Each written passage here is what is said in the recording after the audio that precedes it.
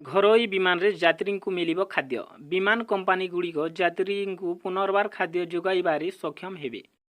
बेसामरिक विमान चलाचल मंत्रालय कहिछि जे घरोई विमान इनफ्लाइट भोजन रे यात्री माननकु खाद्य जोगाइबाकु मिलिछि अनुमति।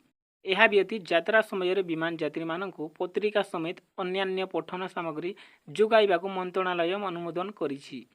सूचना थाउ कि कोरोना महामारी हेतु स्वल्प दूरगामी घरोई विमान रे यात्री माननकु खाद्य एवं जेकोसी पठन सामग्री जोगाइबा उपरे प्रतिबंधक लगा जाइथिला। बेसामरिक विमान चलाचल मंत्रालय कहिछि जे विमान कंपानी गुड़िक घरोई विमान रे यात्री माननकु कौनसी प्रतिबंधक बिना खाद्य जोगाई पारिबे। कोविड प्रोटोकॉल कोविड-19 प्रोटोकॉल पालन हेतु कोरोना संक्रमण क्षेत्र में ह्रास घटिथिबार मध्य कहा जाइछि। एभली परिस्थिति वर्तमान विमान यात्रा समय यात्री माननकु खाद्य पानीय एवं पत्रिका उपलब्ध कराइबाकू निष्पत्ति निया जाइछि।